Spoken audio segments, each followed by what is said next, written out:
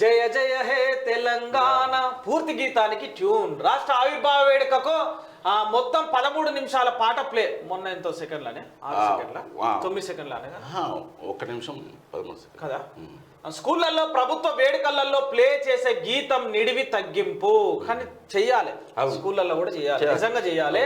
ఇక సీఎం రేవంత్ రెడ్డికి ట్యూన్ గురించి వివరిస్తున్న మ్యూజిక్ డైరెక్టర్ కీరవాణి లీలవాడు ఏమే దీని మీద కూడా కాంట్రవర్సీ అవుతుంది. కీరవాణి లీలవాడు ఏంది, ఈయన కూసురుడు ఏంది, ఆయన పెద్ద మనిషి సంగీత విద్వాంసుడు చీఫ్ మినిస్టర్ గారు ఒక చేస్తే అయిపోతే కానీ ఇతను కూడా తెలంగాణ వాళ్ళతో పాటించలేదు, మ్యూజిక్ చేయాలి కదా అక్కడ అనే రూట్ ఉంటది. ఇక సన్న బియ్యం కొనుగోలు వడ్ల అమ్మకాల్లో రూపాయలు 1000 కోట్ల అవినీతి జరిగిందంట. అప్పుడే వాళ్ళు పైసలు వేయకపోయా కోట్ల అవినీతిడా. కాంగ్రెస్ అంటేనే స్కాములు.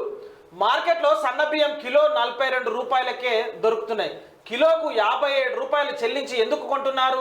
బియ్యం కొనుగోళ్లలో 300 కోట్ల అవినీతి ఉన్నది.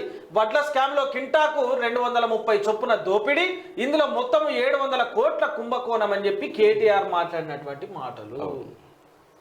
అయితే సన్న బియ్యము ఇవాళ కాంగ్రెస్ ప్రభుత్వం రాగానే ఏం ధరలు పెరగలే. ఇప్పుడు బీఆర్ఎస్ ప్రభుత్వం ఉన్నప్పటి నుంచి కూడా అవే ధరలు ఉన్నాయి.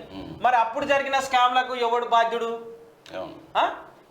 ఏ ప్రభుత్వం అనేది కాదు ఇక్కడ మనకు కావాల్సింది. నిరుపేదలకు నిజంగా సన్న బియ్యము, సోనా మసూరి బియ్యము, అవి ఏమో పేర్లు పెడతారు కదా బియ్యాలకు, అవి ఇవి పేర్లు. మరి ఇవన్నీ అగ్వసగ్వల దొరికినాయా? మరి గత 10 ఏళ్ళ నుంచి దొరకలే. మరి ఎందుకేలే? ఇప్పుడు ఎందుకు ఇస్తా అంటారు? అదే రాజకీయం. వాళ్ళు ఇస్తేనేమో ఇప్పుడు వీళ్ళేమో దోపిడీ చేసిరని చెప్తున్నారు రామారావు అన్న, కేటీఆర్ అన్న. మరి మీ ప్రభుత్వం ఉన్నప్పుడు 10 ఏళ్ళు ఉన్నప్పుడు మరి ఎవరు దోపిడీ చేసిర్రు? ఈ సన్నబియ్యం ఊసేరాలి ఇస్తామని చెప్పలే కదా వాళ్ళు. మరి ఇప్పుడు రాజకీయం కదా. ఇక రాజకీయం వాడుకునేందుకు 57 రూపాయలు అంటే కూడా హోల్సేల్ 50 రూపాయలు అంటే ఎక్కువనే.